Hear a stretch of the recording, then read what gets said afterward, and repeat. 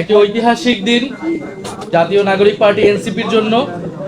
কারণ আজকের এই দিনে জাতীয় নাগরিক পার্টি এনসিপির আসন সমঝোতায় প্রার্থীগণ তারা নমিনেশন জমা দিয়েছেন সারা বাংলাদেশে।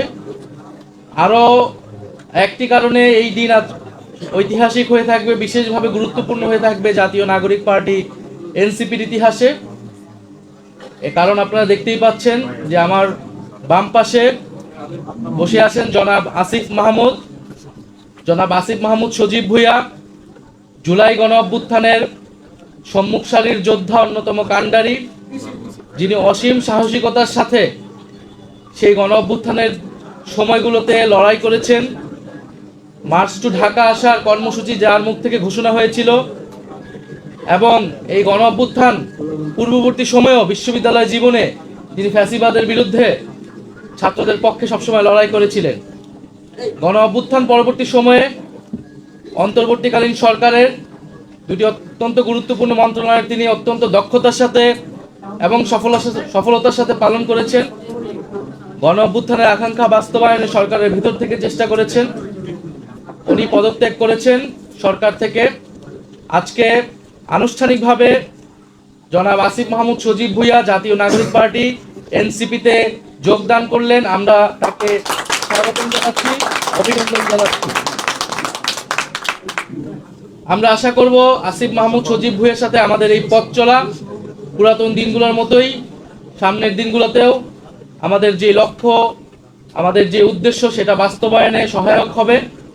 এবং আসিফ মাহমুদ সজীব ভুঁইয়া তার যে রাজনৈতিক প্রজ্ঞা, দক্ষতা তিনি এর আগেও দেখিয়েছেন, সেটা তিনি এবং আমি এই সময় সংগঠনটাকে ধরে রাখার জন্য জনাব আসিফ মাহমুদ সজীব ভুঁইয়া তিনি এবারে নির্বাচনে অংশগ্রহণ করবেন না, বরং জাতীয় নাগরিক পার্টি এনসিপির মনোনীত প্রার্থী যারা রয়েছেন তারা যাতে জিতে আসতে পারে এবং সংসদে গিয়ে বাংলাদেশের মানুষের গণ অভ্যুত্থানের পক্ষের কণ্ঠস্বর হয়ে উঠতে পারে, সেজন্য তিনি কাজ করবেন। এবং এ কারণে জনাব আসিফ মাহমুদ সজীব ভুঁইয়াকে আমাদের জাতীয় নাগরিক পার্টি এনসিপির যে নির্বাচন পরিচালনা কমিটি, সেটার প্রধান হিসেবে দায়িত্ব দেওয়া হয়েছে। আমাদের যে নির্বাচন পরিচালনা কমিটিটি হয়েছিল, যেটার প্রধান নাসিরউদ্দিন পাটোয়ারি ছিলেন, যেহেতু তিনি নির্বাচনে অংশগ্রহণ করবেন, তিনি দায়িত্বটি ছেড়ে দিয়েছেন। এই গুরু দায়িত্ব নেবেন এবং নির্বাচনকে তিনি নেতৃত্ব দিবেন দলের পক্ষ থেকে। আমরা এর পাশাপাশি আসিফ মাহমুদ সজীব ভুঁইয়াকে আমাদের যে রাজনৈতিক পরিষদ, নীতি নির্ধারণী এবং আমাদের গঠনতান্ত্রিক অনুযায়ী আমরা বাকি কাজ সম্পাদন করব। আমরা এই মুহূর্তে আমরা জনাব আসিফ মাহমুদ সজীব ভুঁইয়ার থেকে তার বক্তব্য শুনব। আমরা আবারও তাকে স্বাগতম জানাচ্ছি, অভিনন্দন জানাচ্ছি, ধন্যবাদ জানাচ্ছি। তিনি বাংলাদেশের ছাত্র জনতা সবাই চেয়েছে যে এনসিপিতে আসিফ মাহমুদ সজীব ভুঁইয়া যোগদান করবেন। মাহমুদ সজীব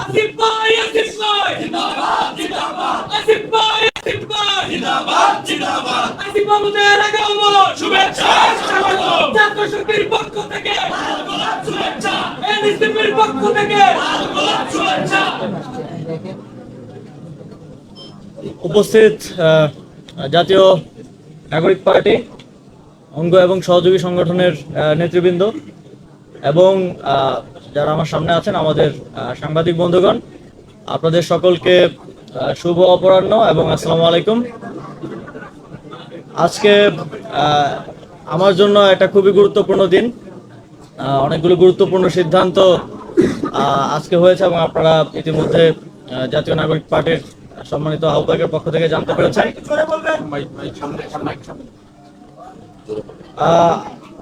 আপনারা জানেন 2024 সালের গণঅভ্যুত্থানে আমাদের প্রায় 1400 সহযোদ্ধা শহীদ হয়েছেন, আহত হয়েছেন প্রায় 30,000-এরও অধিক সহযোদ্ধা।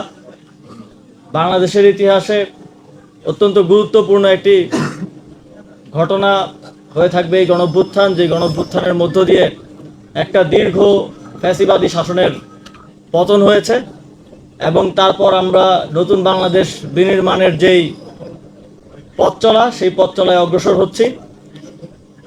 গত গণঅভ্যুত্থানের পরের সময়টা, এই ট্রানজিশন পিরিয়ড বাংলাদেশের জন্য খুবই গুরুত্বপূর্ণ এবং সামনে জাতীয় নির্বাচনও সমানভাবে গুরুত্বপূর্ণ।